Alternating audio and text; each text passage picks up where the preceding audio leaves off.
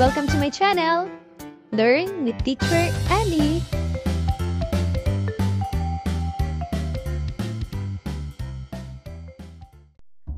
Day 1. Ipaskil ang larawan ng mga kakaibang nilalang na nasa mga kwentong kababalaghan kagaya ng sumusunod.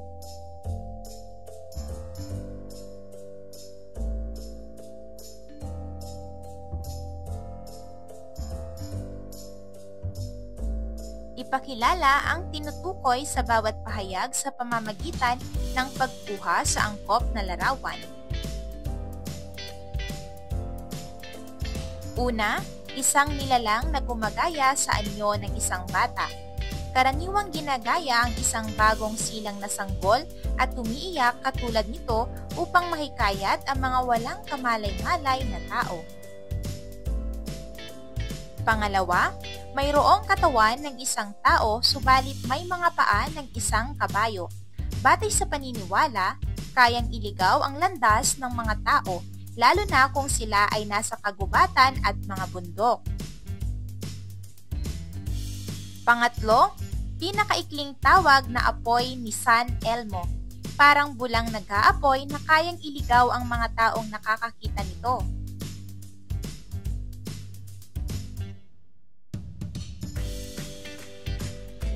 Pang-apat, pinaniniwala ang kumakatok sa mga pintuan sa kaligitnaan ng gabi at nagdadala ng kamalasan.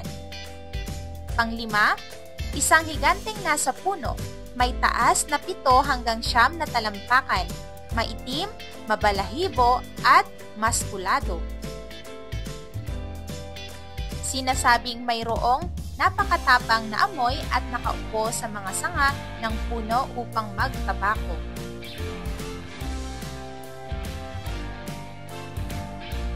Pang-anim, maliit na nilalang na nagdudulot ng magandang kapalaran o kamalasan sa isang tao.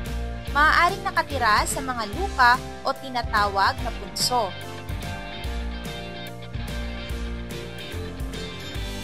Pang-pito, may kakayahang hatiin ang kanyang katawan at lumipad tuwing gabi.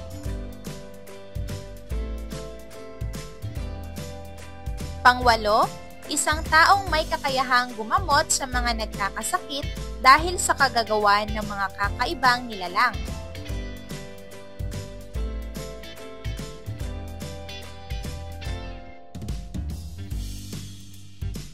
Pang-siyam, pinaniniwala ang kumakain ng tao o ng ibang mga hayop. Kaya nitong mag-ibang anyo. At pang-sampu, magaling daw maghanap ng mga nawawalang mga gamit. Ngayon ay basahin ang bawat pangungusap at sagutin ng oo, hindi o maaari ang tanong sa ibaba nito. Ipaliwanag kung bakit ganyan ang sagot mo. Pagkatapos, magbigay ng isang salitang maaaring maging katumbas ng salitang may salungguhit.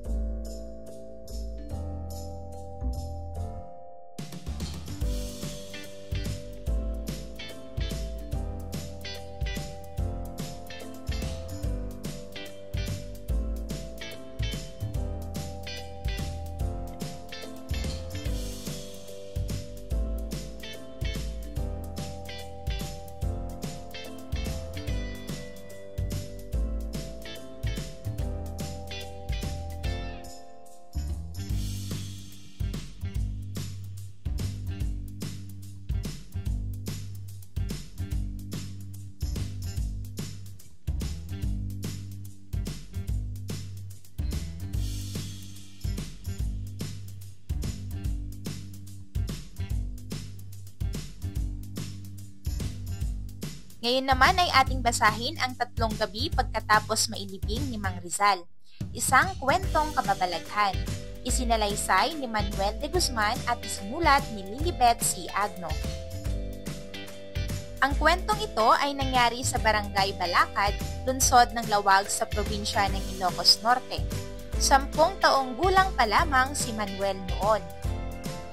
Nagkasakit ng malubha ang kanyang tatay na si Mang Rizal, kaya siya ay namatay. Sa kanyang burol, may nagsabing mamamasyal ang kaluluwa ng Mang Rizal sa 3 magkakasunod na gabi matapos itong mailibing. Sa unang gabi pagkatapos ng libing, ang mag-iina lang ang naiwan sa bahay. Walang nakapuntang kamag-anak nila dahil abala sila sa pagtatanim ng bawang. Sa gabi kasi nagtatanim ng bawang ang mga taga roon noon dahil masyadong mainit kapag araw. Wala pang kuryente noon. Gasera lang ang ilaw ni Manuel. Nakahanda ng matulog ang mag-iina kaya humiga na sila. Naalala nila ang sinabi ng isang kamag-anak na mamamasyal ang kaluluwa ni Mang Rizal sa 3 magkakasunod na gabi pagkatapos ng libing. Inintay ng mag-iina ang pagdalaw ng kaluluwa niya hanggang sa nakatulog na ang magkakapatid. Nang tumunog ang orasan para sa 3:00 o 3 oras ng madaling araw, naramdaman daw ng nanay ni Manuel na may paikot-ikot na naglalakad sa kanilang bakuran. "Boy," tawag ni Aling Trining kay Manuel, "gumising ka." Pabulong siya. Si Manuel ang unang anak ni Aling Trining at mayroon ng mas sapat na pag-iisip kaysa sa mga kapatid niya. "Bakit po? Nakapikit pa rin si Manuel." "Pakiramdaman mo," mahinang sinabi ng kanyang nanay. "Wala naman, Nay," sagot ni Manuel. Walang ano-ano, narinig na ni Manuel ang mga yapak na parang may naglalakad ng papalayo at pagkatapos ay papalapit na naman. Dinig na dinig ni Manuel ang mga lagapak ng tsinelas at ang mga ito ay karaniwang naririnig ni Manuel noon sa tuwing naglalakad ang kanyang tatay. "Naku po, nandyan na yata si tatay." Nanginginig na sa takot si Manuel. "Huwag kang matakot," sabi ng kanyang nanay. Maya-maya pa, may naamoy silang kandila. "Ay!" sigaw ni Manuel. Bigla siyang nagkumot. Pati ang kanyang nanay ay nagkumot na rin sa takot. Sa ikalawang gabi, nag-imbita si Aling Trining ng mga bata. Ipinagluto niya sila ng kakanin at pinatulog sa bahay nila upang may kasama sila. 3:00 na naman ng madaling araw. Narinig ni Aling Trining na may nagwawalis sa kanilang bakuran. Ginising niya sina Manuel at ang kanyang mga kapatid. Narinig nilang mag-iina na may nagwawalis nga sa kanilang bakuran. Sino ang magwawalis sa bakuran sa 3:00 ng madaling araw? Walang ilaw sa labas. Makikita kaya niya ang winawalisan niya? Wika ni Manuel sa kanyang sarili. Hindi na nakatulog ang mag-iina dahil sa takot. Kinabukasan, lumabas si Aling Trining at nakita niyang napakalinis ng kanilang bakuran. May nagwalis at nakikita pa ang bakas ng walis tingting sa lupa. Naibalita sa buong lugar ang nangyari. Lalong naniwala ang mga tao na ang kaluluwa ng isang namatay ay namamasyal. Sa pangatlong gabi, hindi na bumalik ang mga bata. Maagang natulog ang magkakapatid. Hindi raw makatulog ang kanilang nanay dahil iniisip na baka mamasyal uli ang kanilang tatay dahil pangatlong gabi pa lang pagkatapos siyang mailibing. Naidlip daw ang kanyang nanay. Tumunog ang orasan para sa 3:00 ng madaling araw. Nagising ang mag-iina sa amoy ng kandila. Pagkatapos, nakarinig sila ng nagtatahip ng bigas. Ginagawa ng mga Ilocano ang pagtatahip ng bigas upang mapaghiwalay ang mga butil at ipa. Inilalagay ang bigas sa malaking bilao at iginagalaw ng pataas at pababa ang bigas upang maihiwalay ang mga ipang nakahalo. Dinig na dinig ng mag-iina ang estilo ni Mang Rizal sa pagtahip, na para bang may ritmo pa itong sinusunod. Wala itong ipinagkaiba sa dati niyang ginagawa noong buhay pa siya. Kinabukasan, nakita ng mag-iina na napakaraming ipa sa kusina at natahipan na ang kanilang bigas. May mga tumilapon ding pigpig. Ito ang tawag sa nadurog na bigas at natatanggal sa pamamagitan ng pagtatahip.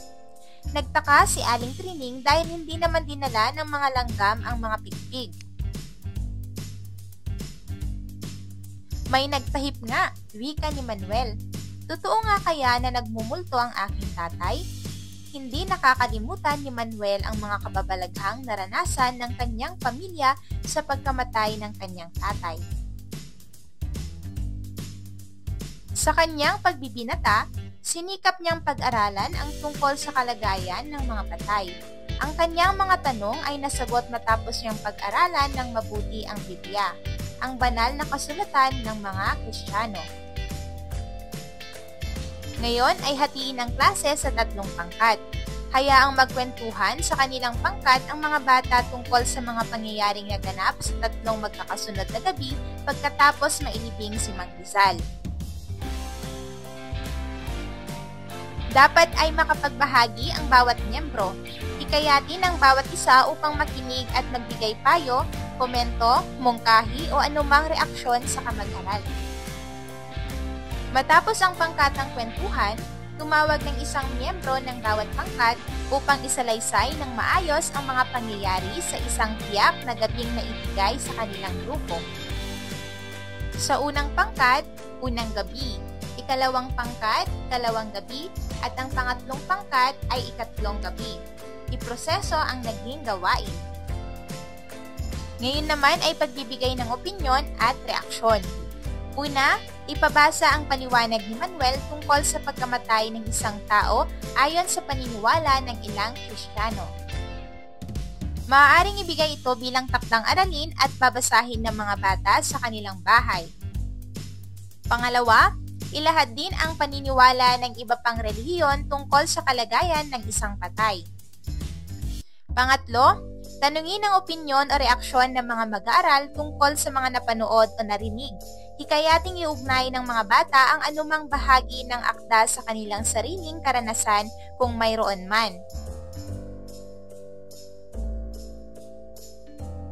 Pang-apat, bigyan diin ang pagrespeto sa paniniwala ng iba. Pumili ng ilang mag-aral at ipakwento ang alinman sa mga nabasa o narinig nilang kwentong kababalaghan na sinusunod ang mga napag-aralang alituntunin. Mga bata, naranasan mo na bang matakot sa multo subalit nalabanan mo rin ito? Ano ang ginawa mo? Isalaysay ang iyong naging karanasan. Gamiting gabay ang mga tanong na naibigay para sa bawat bahagi ng iyong kwento. Isulat mo na sapat lang ang iyong sagot para sa bawat bahagi. Pagkatapos, pagsamasamahin ang mga ito sa isang sulatin. Ang bawat bahagi ng kwento mo ay isulat mo sa isang talata. Isang talata para sa simula, isa para sa gitna at isa para sa wakas.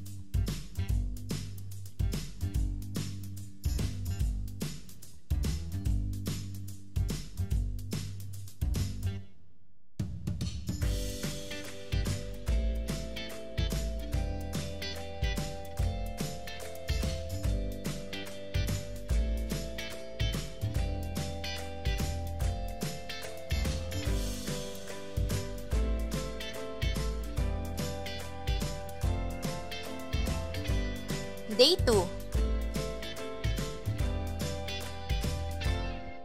Ipagpatuloy ang paglalagay ng mga impormasyon sa AGN chart na simulang gawin ng mga bata sa nagdaang linggo. Ang huling hanay ay nadagdagan ng mga bata sa huling araw ng linggong ito.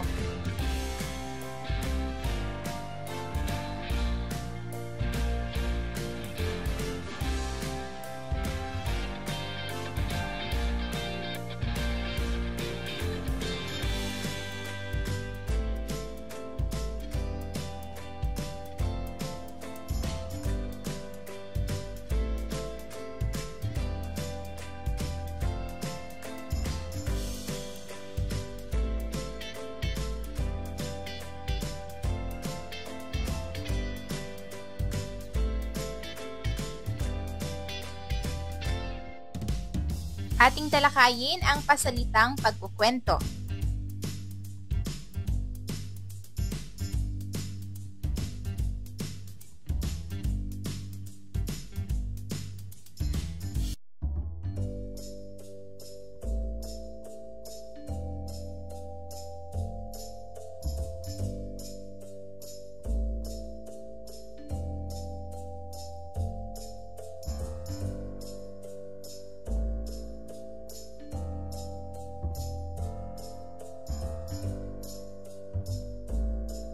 Ang pasalitang pagkukwento. Ang isang kwento ay maaaring ibahagi sa iba sa pamamagitan ng ilang paraan, pagsusulat o pasalita. Isang paraang pasalita ay ang pagkukwento. Maraming pakinabang ang pagkukwento.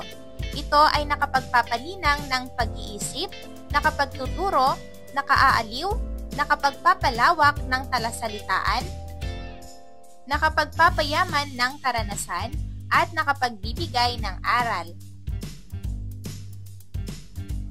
Ang pagkukwento ay ginagamit sa pagtuturo sa paaralan, sa simbahan o sa bahay. Ginagamit ito ng mga magulang, guro o leader upang aliwin o turuan ang mga bata.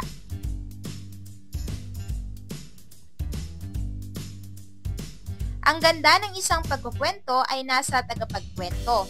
Dahil mahalaga ang mahusay na pagkukwento, mahalaga ring matuto ka kung paano gawin ito. Ang mga sumusunod ay mahalagang sangkap ng mahusay na pasalitang pagkukwento. Angkop na kwento, kawili-wili at angkop na paksa para sa mga tagapakinig. Una, ganap na kaalaman, tamang impormasyon at wastong pagkasunod-sunod ng mga pangyayari. Pangalawa, akmang tinig, angkop na lakas, hina at laki ng tinig, taas ng tono at bigkas ng mga salita. Pangatlo, tamang ekspresyon ng muka, tamang itsura ng mga mata at kilay, noo at bibig. Pang-apat, angkop na kilos, akmang kumpas ng kamay, galaw ng ulo at balikat, hakbang ng paa at iba pang kilos ng katawan. Narito ang mga sangkap ng mahusay na pagkukwento.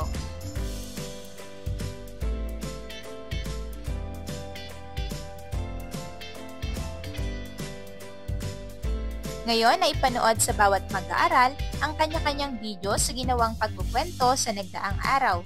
Ipasuri ang paraan ng pagkukwento nila. Pag-usapan kung paano mapapabuti ang kanilang pagkukwento batay sa mga napag-aralang paraan. Imodelo ang mahusay na pasalitang pagkukwento. Isalaysay ng maayos ang magkasunod-sunod na ginawa mo. Gumamit ng mga pang-uring pamilang na panunuran. Ano ang unang ginawa mo? Gamitin sa iyong pangungusap ang angkop na pang-uring pamilang na panunuran. Baybayin ito ng tama. Isalaysay din ng maayos ang iyong ginawa. Ano pa ang ginawa mo? Gamitin sa iyong pangungusap ang angkop na pang-uring pamilang na panunuran na may panlaping ika. Baybayin ito ng tama. Isalaysay din ng maayos ang iyong ginawa. Gamitin din sa iyong pangungusap ang angkop na pang-uring pamilang na panunuran na may panlaping pang. At ano ang huling ginawa mo? Gamitin din sa iyong pangungusap ang angkop na pang-uring pamilang na panunuran.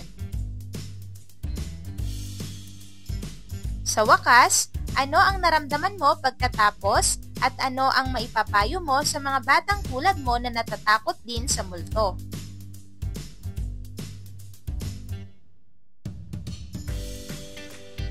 Day 3. Ngayon ay arrange ang mga pangyayari ayon sa pagkakasunod-sunod. Gamitin ang tamang pang-uring pamilang upang ilarawan ang mga pangyayari.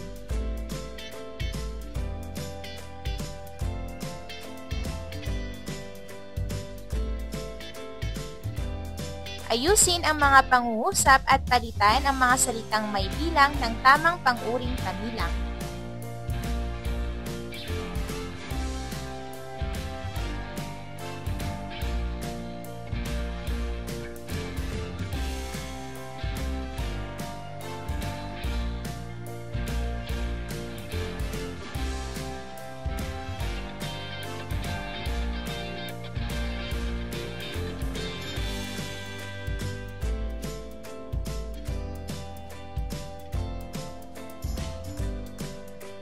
Mga bata, bigyan ng kahulugan ang salitang may salungguhit batay sa pagkakagamit nito sa pangungusap.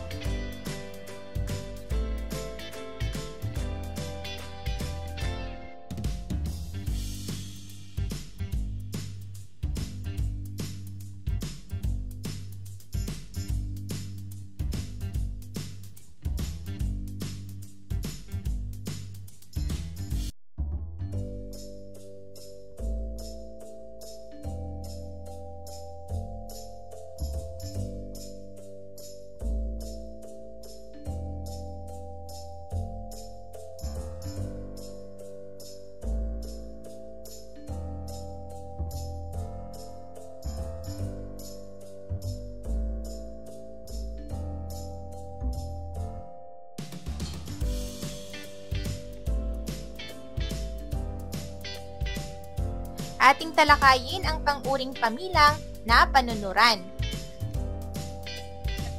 Ngayon ay ating balikan ang konsepto ng pang-uri. Ito ay naglalarawan sa pangalan o panghalip. Pag-usapan ang dalawang uri ng pang-uri. Tayo ay may dalawang pang-uri. Ito ay ang pang-uring pamilang at pang-uring palarawan. Ngayon ay ituro ang mga pang-uring pamilang na panunuran sa pamaraang pabuod. Humalaw ng mga halimbawang pahayag mula sa aktang Tatlong Gabi pagkatapos mailibing si Mang Rizal, kagaya ng sumusunod.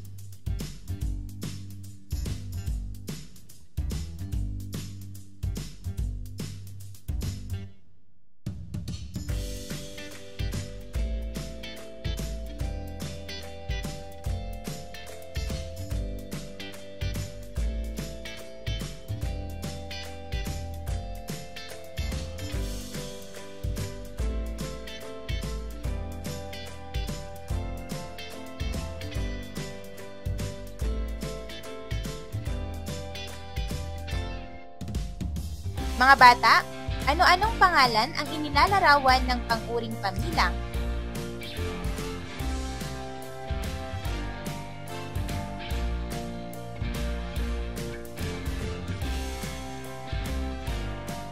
Ngayon ay ipakilatis ang mga pamilang na una, ikatlo, ikalawa. Itanong kung ano ang isinasaad ng mga ito. Pagkasunod-sunod ng tao, bagay at iba pa.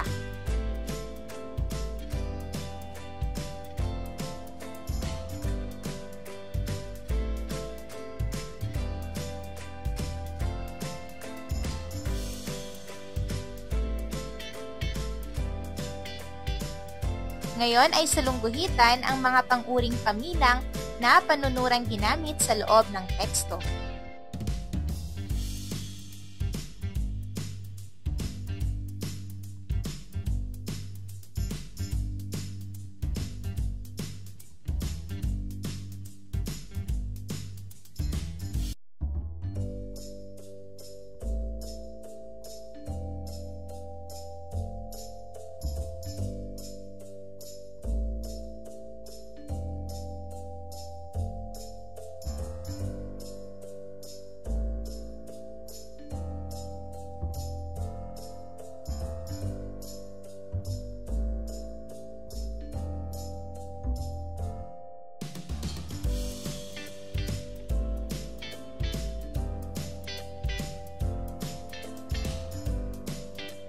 Ngayon naman ay sagutin ang tanong sa isang buong pangungusap. Gamitin ang pang-uring pamilang na panunuran upang ilarawan ng isang pangalan. Salungguhitan ang pang-uring pamilang na panunuran at bilugan ang inilalarawan nito.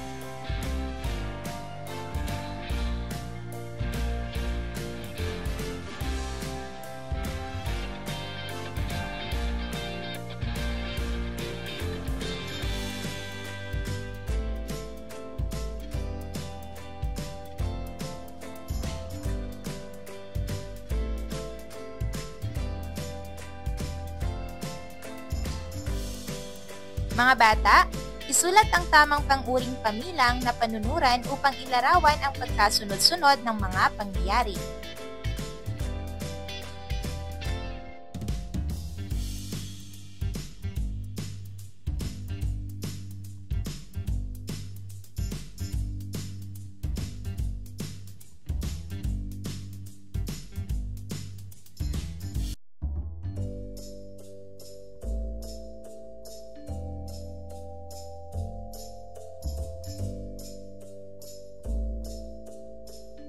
Narito ang inyong takdang aralin.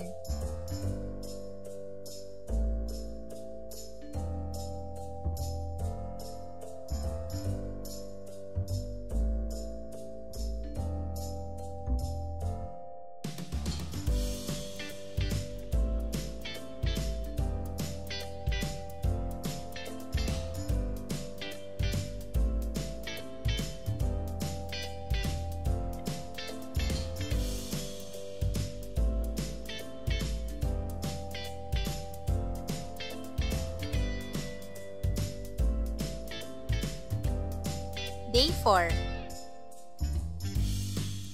Isulat ang tamang pang-uring pamilang na panunuran sa bawat item mula sa listahan.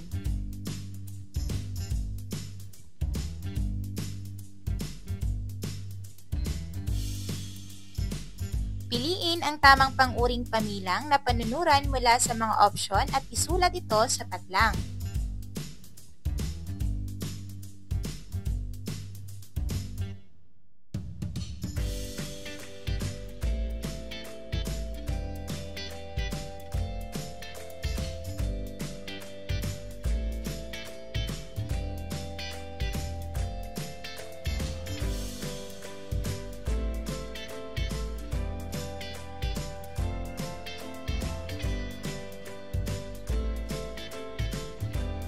Ipaunawa na ang panlaping pang ay maaaring magbagong anyo sa mga allomorph nitong pan o pam dahil sa ponemong kasunod nito.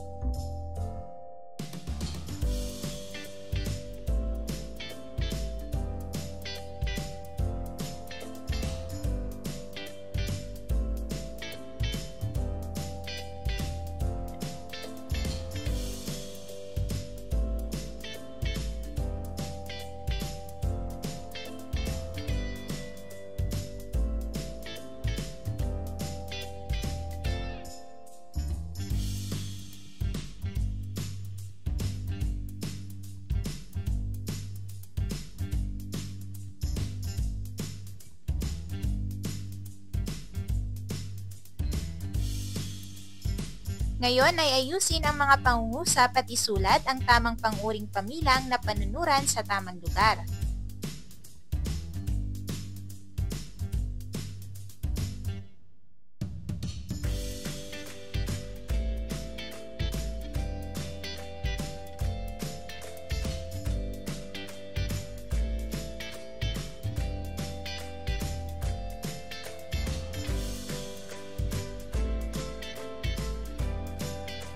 Mga bata, piliin ang tamang pang-uring pamilang na panunuran upang mapunan ang bawat pangungusap.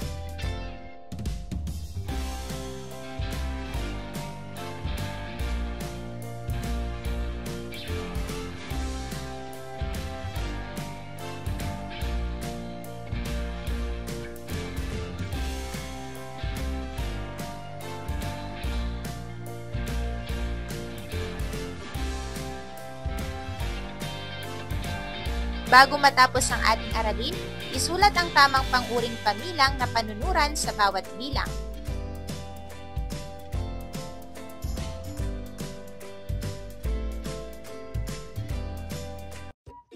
Thank you for watching!